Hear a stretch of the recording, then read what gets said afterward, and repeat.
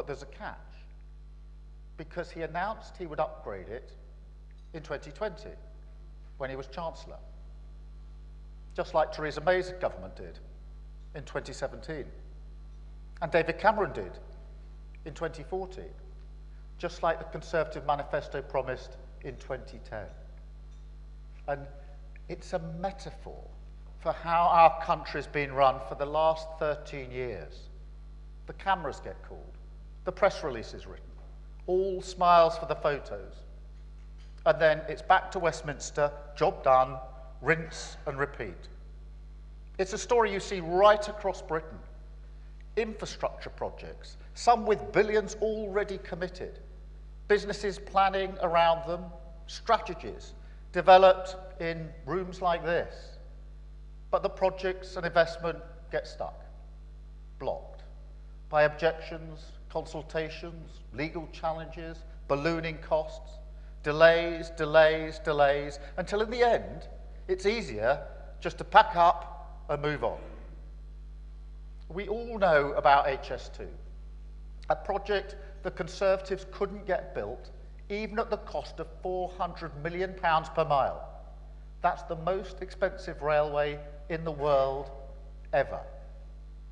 And I'm afraid to say that all the hallmarks of that project, the waste, the stagnation, the short-term sticking plaster politics, an inability to roll our sleeves up and get things done that will actually grow our economy, can be seen right across the country.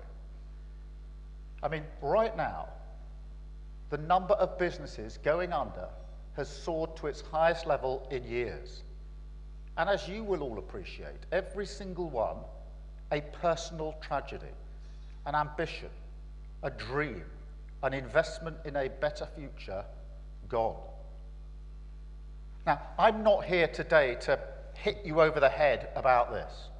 You can see the country just as clearly as I can.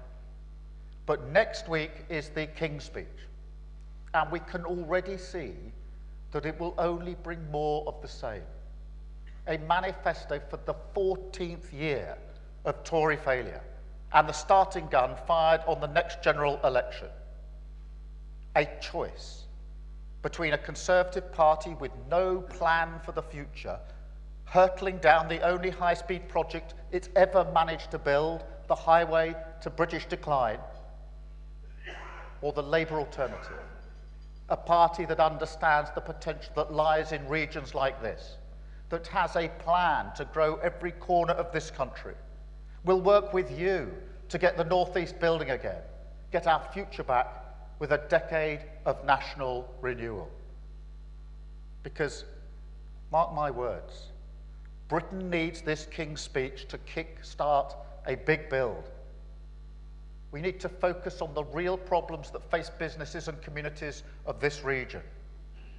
That's why a Labour King's Speech would rip up the red tape in our planning system that stops us building the infrastructure you need, would establish a new generation of technical colleges, a plan for the higher skills that you need, and would bring forward a modern industrial strategy, work hand in glove with the private sector, invest in the potential of regions like this, and win the race for the jobs of the future. That is the job of government as I see it. We have to provide the businesses, communities, and people of this nation with the conditions to succeed. A fundamental deal, if you like, that we serve the country while you drive it forward. The Tories can't do this. Rishi Sunak is too weak to stand up to the blockers on his backbenches, too haunted by the ghosts of Conservative imagination to see the country's problems as you see them. So, if you'll indulge me, I want to set out exactly how our plan would benefit your business and grow the economy of this proud region in 3 steps. Step 1, we will get the North East building again. We will take on the blockers that hold a veto over British aspiration. We will build 1.5 million homes right across Britain, with opportunities for first-time buyers here in the North East. New infrastructure to support businesses, families, and communities to grow. Roads, warehouses, grim connection, labs all built quicker and cheaper. And with that, a prize for your business, a path to a stronger skills base, a happier workforce, more dynamism, more demand, more growth. I mean, let me just give you a couple of examples. The Thames Tunnel in East London, a project with a planning application 30 times longer than the complete works of Shakespeare, 60,000 pages, £800 million worth of taxpayers' money spent without even breaking ground. Or take Sizewell C, a next-generation nuclear power station in Suffolk, a £20 billion project of national importance, vital for British energy, security, and independence. Now, this one had 40,000 pages of its planning application devoted to data on the environment. And yet, it's been held up in the courts on account of a failure to assess the environmental impact. I could go on and on and on. The examples are countless. But as a country, we can't afford to go on, not like this, because the challenges this inertia creates for business and communities like yours, they're enormous.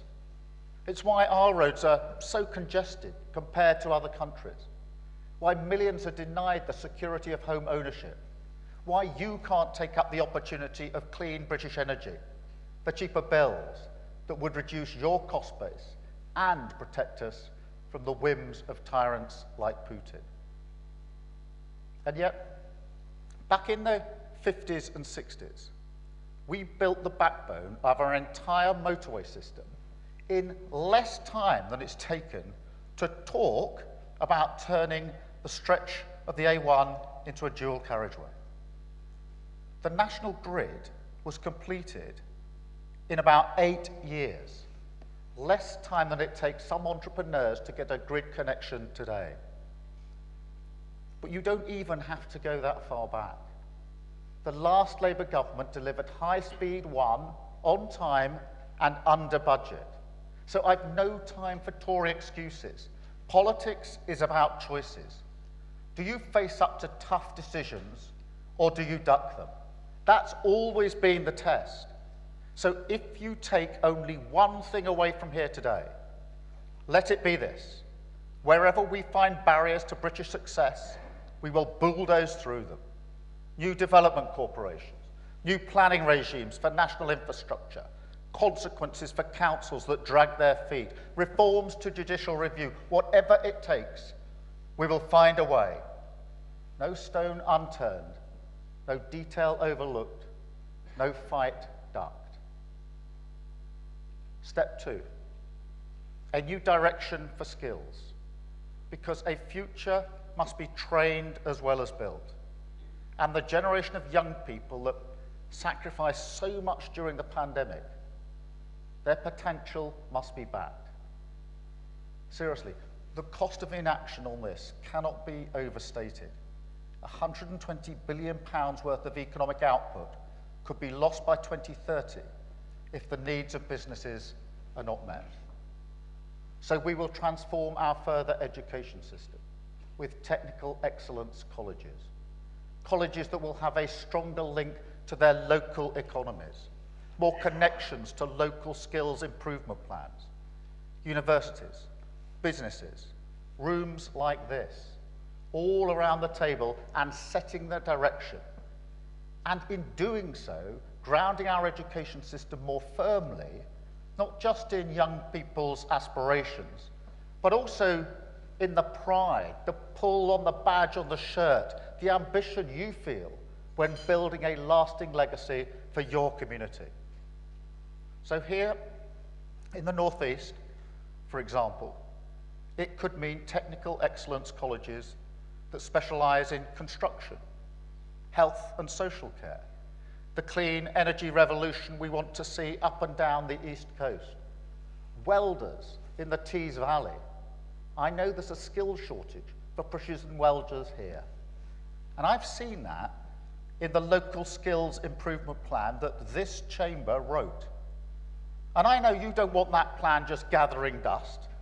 You want to see it drive the courses delivered in your local FE colleges. And that is exactly what we will guarantee. Because we want to end the years of businesses feeling hopeless about missing skills. Give you the tools to do something about it. You should have more say over how you invest in your workforce. And at the moment, as everybody here knows, the apprenticeship levy simply isn't flexible enough. Your hands are tied, unable to deliver the full breadth of skills that you need. So we'd transform it into a new growth and skills levy, giving you more power over the training your money can buy. But it's not just on you. Government has to step up as well. Too many young people are leaving education without basic skills. Maths, digital skills, communication and teamwork, skills we know every business needs. So Labour would deliver higher standards in our schools, every child taught by expert teachers, a broader curriculum, real-world maths from an early stage, preparing the next generation to make sure that they are ready for work and ready for life. That's what ending the tax breaks on private schools will deliver. Opportunity for all, skills for business, growth for the nation. Finally, step 3, a modern industrial strategy on a statutory footing, free from the whims and wreckage of Westminster, an emblem of our determination to move away from the stand-aside state that fails to set direction. Now, if you go to the government website to find out about their industrial strategy, scratched across the top is one word. I kid you not. Archived. Archived. Doesn't that just tell you everything? They think that Britain's days of high growth are over, but they're not.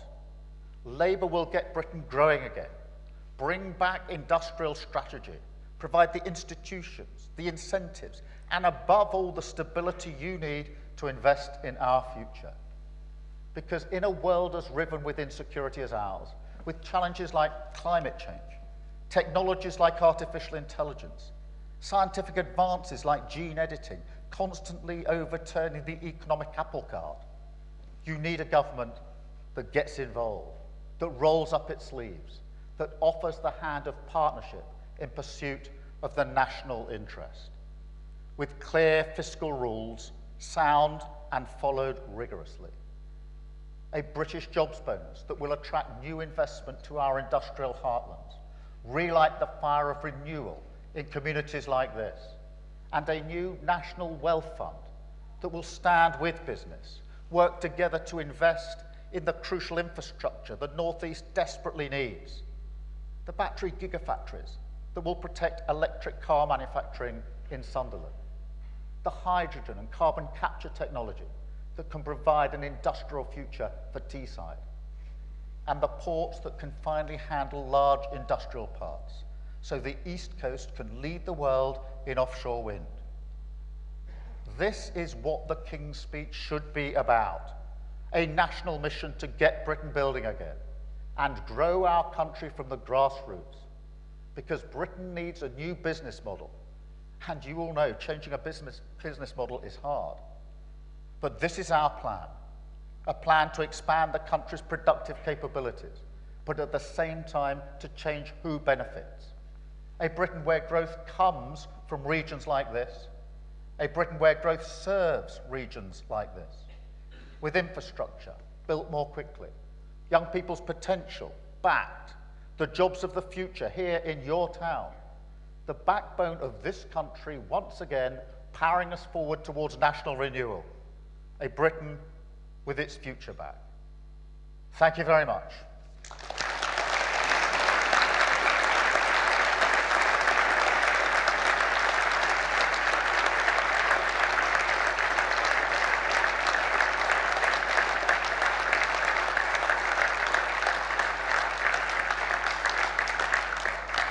Thank you very much. We're going to take some questions now. I'm going to start with the media, and then we've got some questions from within the room. Can I start with Catherine Foster from GB News? Catherine. Good afternoon. I appreciate that this is not why everyone is here, but obviously events in the Middle East are uppermost in mind. 2 Labour council leaders have called on you to resign because of your refusal to call for a ceasefire. The Labour Party seems to be really horribly divided on the Middle East, doesn't it? What are you going to do about that? Look, I understand why people feel very strongly about this, not just in the Labour Party, I think in all political parties and across the country, because every day we can see the awful suffering going on in Israel and in Gaza. And for me, this isn't about the particular position taken by individuals within the Labour Party. It's about alleviating that suffering. And just at the moment, we desperately need humanitarian aid to get in faster into Gaza. We can see the images of children and innocent civilians dying and suffering in this situation there. I think that the quickest way, the most practical and effective way to get that changed is to have a humanitarian pause and to pile on the pressure to get those trucks in with the aid that is needed, the water, the medicines, the fuel that is desperately, desperately needed. Now, as we speak, Secretary of State Blinken is in Israel, calling for those very things, in alignment with what I said just 2 or 3 days ago. So my focus is on alleviating the awful suffering of all of those that are caught up in the situation that's developed over the last few weeks. Whatever the individual positions of members of my party, that is not my focus. My focus is on driving forward to make sure that all of us can take responsibility for ensuring that we do what we can to alleviate that situation. Thank you very much. Catherine, I think you've got a second question. And at what point might you shift to actually calling for a ceasefire? Would it change? The US President, the UK government said it was time for a ceasefire. And specifically, what would your red lines be? There's been accusations of white phosphorus being used, of collective punishment, of bombing, of safe routes. What are your red lines when it comes to Israel's behaviour? Well, I set out my position clearly on Tuesday, and what we've seen is the worst terrorist attack on Israel since the Holocaust, and a humanitarian crisis that was already in existence in Gaza, which has claimed far too many innocent lives already. We have to alleviate that. At the moment, the only practical way to do that is with humanitarian pauses.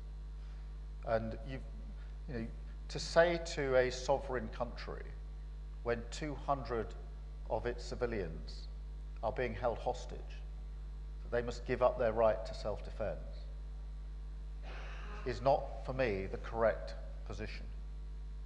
And anyone who's watched the images in the last 2 or 3 days have seen precisely what Hamas is saying about this. So what we have to do is concentrate on the need, concentrate on those innocent individuals who are caught in this, the children, the young people, the civilians in Gaza, those in Israel who subject still to being subject to attacks through rockets. We have to say humanitarian pauses to get that aid in and alleviate the situation. I think our focus should be on those that most desperately need our support and help, not on political voices in our own country. Thank you very much, Catherine. Amanda from Sky News. Hello, thank you very much. You've come here to the Northeast to talk about your vision for growing the economy, but everything you're saying is still really overshadowed by Labour's divisions over the issue of Gaza, with council leaders calling on you to resign, members of the front bench speaking against the party line. How frustrating is it for you that it is so overshadowed, everything you're trying to do is overshadowed currently by the divisions over Gaza? Do you think it could jeopardise the potential for you to win a majority at the next general election? And if I may, do you agree with your colleague Jess Phillips that British citizens need to be getting out of Gaza more quickly and that the UK government needs to be doing more? Everything I've just said in the last 15 minutes about growing our economy, working with businesses here to drive our country forward, is something upon which the whole of the Labour Party is completely united. We had our conference just three and a half weeks ago, 18,000 people there, absolute clarity to show that we had a plan, that we were confident, and imploring the country to turn its back on 13 years of decline and go forward with a decade of national renewal. There isn't a single dissent in the Labour Party about any of that. All of what I've just said has been put together after talking to businesses, which I hope will deliver with us on that as we go forward. So there's complete unity on that issue. On the question of Gaza, there is also unity. Whether people are asking for a ceasefire, humanitarian pause, it comes from the same place, which is people, and this is not unique to the Labour Party, across the country, people desperately want to see an alleviation of the situation. That is a human emotion to what we're seeing on our televisions in images and reports every single day. I am not surprised that people are trying to go for any option that they see would alleviate the awful situation. I don't think that should be taken as great division. That is a human emotion. What I've done is share that emotion. When I see children dying, I have 2 children. I know exactly how this goes to the heart. But what I've concentrated on is what is the practical way to alleviate this situation on the ground? What are the US saying? What are other countries in the Middle East saying? Because you can't wish a situation to change, you've got to bring about that change. And you can only do that if you work with international partners, if you're all saying the same thing at the same time, and by that means ensuring that if at all possible we can change the situation on the ground. And there are things that can change. We've been calling for weeks now for more trucks to get in with more aid. I'm frustrated that that isn't happening, and I think there's a responsibility for that to change very fast. And I know that's what the US are trying to push on the ground as we speak. So that's my approach to this. But on the question of growing the economy, of taking our country forward, a decade of national renewal, there is a complete unity in the Labour Party, and it is built on the very many conversations we've had with some people in this room, other businesses, other communities up and down the country, because I think the country is crying out for change. And the sooner we get the opportunity to bring about that change, the better. Thank you so much. Have I got Ben from the Telegraph? You do. Ben, sorry. Good afternoon. You were speaking about Labour unity then. Will you sack any shadow cabinet member who calls for a ceasefire in Gaza? Ben, I've set out my position in relation to this at length on Tuesday in a speech I gave at Chatham House. I've just set it out, I think, 2 or 3 or maybe even 4 times now in front of this audience. So I think you can see exactly where I am on this. Collective responsibility is important. It's my job as leader of the party to assess how we enforce and bring about collective responsibility, and I will do so. But I've set out my position clearly. I am not doing so in accordance with particular views that individual members of the Labour Party may or may not take. That is not my central objective, and I do not think it should be the priority. The priority is to get change in the situation just as quickly as we can. Thank you. Tom, as well, from PA, I think. Hello.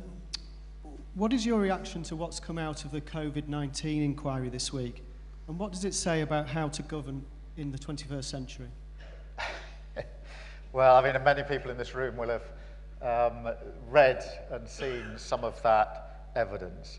I think it is a shocking indictment on the way our government conducted its business in that period. And I think, and just looking around the rooms at the very many businesses who would not tolerate that way of behaving in their own business, whatever the crisis, the mismatch between that behaviour and the behaviour that goes on in other environments is huge.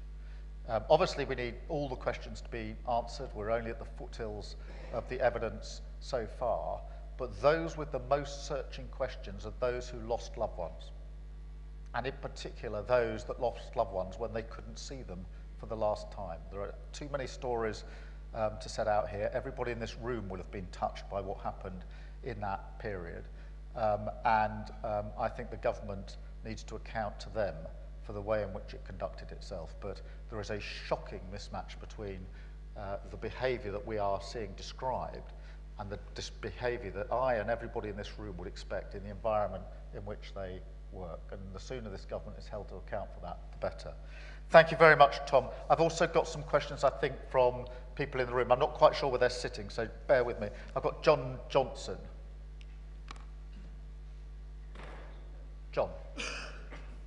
Thank you. And welcome to the North East, Sir Keir. Thank you. What I would like to ask you is, if elected, how would you set about managing what seems to be the increasingly combative nature of politics, particularly associated with a 5-year electoral process, so that the country gets really good long-term policy as opposed to short-term populist ones?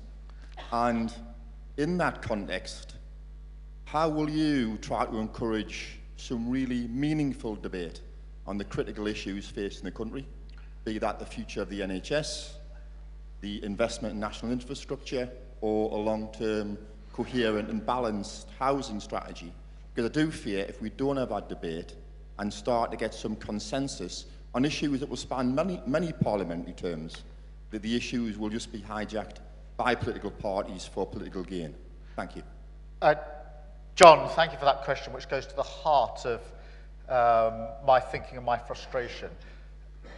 If I was to pick out one thing above all else that I think has been the cause for lack of meaningful growth in our economy in the last 13 years, it's the chopping and changing, the short-term strategy. I call it sticking plaster politics.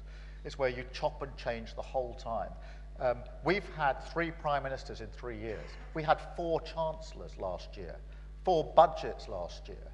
Almost every, I've forgotten how many business secretaries in the last 10 years, but every time you knock on the door of a department, it's got a different person sitting behind the desk. That is causing huge, it's politically funny, and you might even think it's to the advantage of the opposition, but it's so bad for our country. It's so bad for our economy.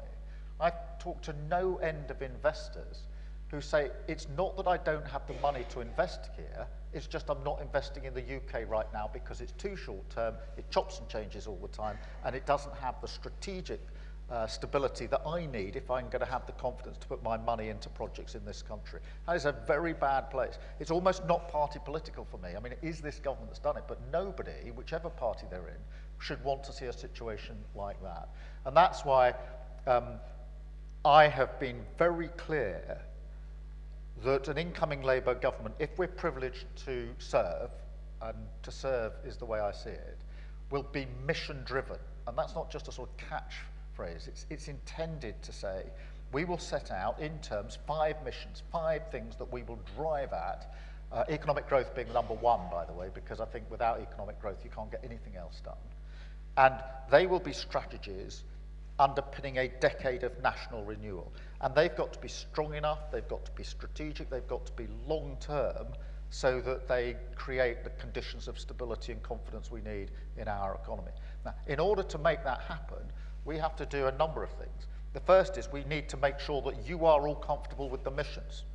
Because if we're going to come into government to deliver missions which are long-term, we're going to need you alongside us to work with us. Because I don't believe in sucking everything up to Westminster and Whitehall. I don't think governments run business better than business does.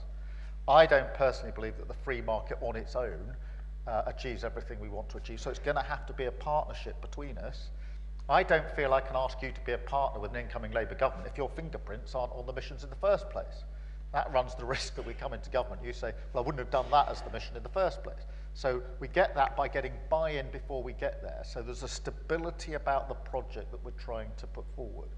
But it is also a decade of national renewal, which is not me getting ahead of myself. Obviously, it is a 5-year term, but we have to accept that some things are going to take longer than 5 years to fix. And if we just do the quick fix, we won't get there. The NHS you mentioned is a classic example. My wife works in the NHS. I get the daily frustration of this. What happens every year is exactly the same in the NHS. We get to about this time of year, And we will very soon enter a winter crisis. We've had a winter crisis every year for as many years as any of you or any of I can remember. It gets really acute over Christmas and January, and in about January, February, a little bit of money is put in to alleviate the situation, the sticking plaster that gets it through to about April or May. Summer is a bit of relief, and then we go around the same cycle again, the only difference being that the next winter crisis will be worse than the one that went before. We've got to break out of that. And so that's the way that we would do it, but working with you, which is why we're using a lot of the time between now and the election to make sure that we've got it right, that you are having an opportunity to input into what are the conditions of stability that you need to ensure that we can actually do this over a longer term. And finally on this, John, because I think this is one of the single most important issues in politics, the pretense that you can do everything in short bursts and picking up projects, then putting them back down again, is crucifying our economy. Is this sense of, I've said at our conference, what we want is a decade of national renewal. Renewal is really important because that's about not just fixing, but renewing and taking our country forward. The national is important because I want to recognise that there are many people who wouldn't necessarily be tribal Labour, if you like, who would be interested in a national project to renew our country. And therefore I think it's got to be broad enough. It can't be just badged in the narrow colours of one political party. It's got to be wider than that, so it's an invitation to people to come on this journey with us. And I think they are the conditions that will, I hope, turn around. But John, for me, it's one of the most central issues in politics and economics today. Thank you.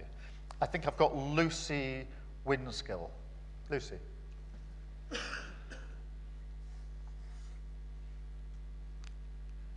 Sir Keir, can I also welcome you back to the North East? Great to see you.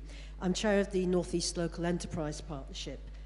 In light of the North East devolution deal and the creation of the larger mayoral combined authority here in the North East, how will the Labour Party ensure the voice of business is heard and continues to play its part in shaping the future strategy for economic growth and prosperity? Lucy, thank you very much for that. And again, this is a really important question because we've had that devolution to mayors and combined authorities over recent years. But I don't think we've necessarily thought through how that now works. In other words, so we've got the elected officials, we've moved to a different model. Have we conceptualised how does that change things? Now, for me, I want the highest sustained growth in the G7 as the mission number one, grow our economy across the UK. We haven't had any significant growth for the last 13 years. That's a major part of the problem. So we all know we want growth. There's nobody's going to quarrel with wanting growth, it seems to me, in the business community. Then the next question is, what sort of growth? You could say, well, I want a model that growth is driven by this part of the country, and then we redistribute across other parts of the country. I don't want that model of growth. I want this growth to be in every place, driven up, serving the communities that we need. So living standards are lifted. This is about how an economy works well and fairly. It's also about basic respect of working people. Working people want to have a decent, secure, skilled job near where they live, where they work, that they can be proud of. In order to make that happen, I think an incoming Labour government, if we're privileged to get over the line, is going to have to be bold enough to push power, decision-making, and money out to areas, places, so that decisions can be made. And so I would say decisions about the North East are best made by people with skin in the game. I think they will have a better sense of what is needed and how to achieve it than somebody sitting in Whitehall or Westminster. I've got many criticisms of what the government's done with levelling up, because I don't think they've actually done very much levelling up, and that's a whole other debate. But underpinning it is this sense that there's somebody with a pot of money in London who sits and decides what projects may or may not get the money they need. This should be devolved If it is devolved, we then need a partnership between businesses and mayors or combined authorities. I wouldn't get fixated on the particular hub, actually. I would actually let that be a bit dynamic and work on what has already worked well. But businesses need to be then centrally involved in that, putting their fingerprints on a plan for the area that is then jointly owned, jointly operated. And the role of government is to devolve, to push, to put power where it should be, but retain a framework that means it's done responsibly. And I think there are brilliant examples of how this can be done. And I think that's the way that you power up the economy in the northeast or anywhere else across the country. There is no substitute for people who've got skin in the game. You know far better than I do the needs, the workforce, the skills, the drive, the partners for a project here in the northeast. There's no point me trying to do that, and I shouldn't, because governments aren't very good at sucking it up to the centre. Our job is to create the conditions that allow you to do that with your local partners. And my experience is where that space is allowed and the power and money is provided to go around it, it works really, really well. It is going to mean some changes. Skills have got to change. We've been arguing about skills for years. It's the same argument round and round again. You need more power over what skills are needed. You know the skills you need better than I do.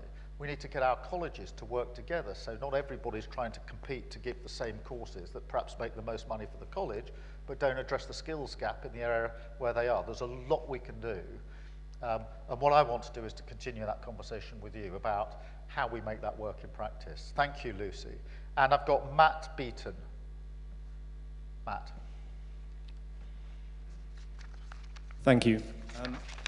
The North East is really well positioned to help achieve your ambitious targets in clean energy, especially with regard to floating offshore wind and offshore wind. And we welcome the commitment to spend 1.8 billion on clean energy ports. My question is, how might ports like the Port of Tyne and the other great ports in the region work with you and your team to deliver that ambitious vision? Thank you very much, Matt. And we agreed last night that I'm coming to visit you very soon so we can have this conversation on the ground. Look, I think there's a huge opportunity when it comes to clean energy. You would expect me to be very critical of the government because I want to replace them. I think what they're doing on net zero is a huge mistake. I think by downplaying it, by trying to make it into a political football, I actually felt just a few years ago that there was a political consensus about net zero that was just sort of slightly above politics, that we all recognised that, you know, whether you were Conservative, whether you were Labour or any other party, that we all had a shared investment in this. To now change dates, to downgrade it, it will be made a political football for the next general election. You know, don't doubt that. It's a big mistake because whatever the challenge of clean energy, whatever the challenge of net zero, it's the single biggest opportunity we've been handed in generations to get the jobs of the future. America sees this. So the Inflation Reduction Act in America is like a magnet for investment and for jobs, the like of which we haven't seen generated in this country for a very, very long time. So we can't make that mistake, which is why you need a clear mission. What is it you're going to try and achieve? Clean power by 2030. That means I've got to work with you hard. That means that the Northeast can be the powerhouse so that there's place-based jobs with pride, with security, with the skills of the future. Some countries are going to have to get ahead when it comes to hydrogen. We are brilliantly placed when it comes to offshore wind. You know, with the natural resources that we've got. This coast is incredible. The floating offshore wind is just staggering to even conceive of, and I've been out to see some of the static ones myself. Huge opportunities. That requires government and business to work together. You need to tell me, right, for these ports, what do we need? What's the configuration to get some of the parts in and out in a way that we can't do at the moment? But we've got to have a shared objective, a way of working, and pull together the three questions here, which is long-term and sticking with it when the wind starts blowing across government, working with local businesses, and absolutely clarity of mission. Because what has stopped investment into renewables in the past has been a concern that the government's not going to stick with the programme. We have to make sure we stick with the programme and then work through the practicalities, and I look forward to doing that. Thank you so much. Thank you, everybody. I think that's my part over and done with. Thank you, Andrew.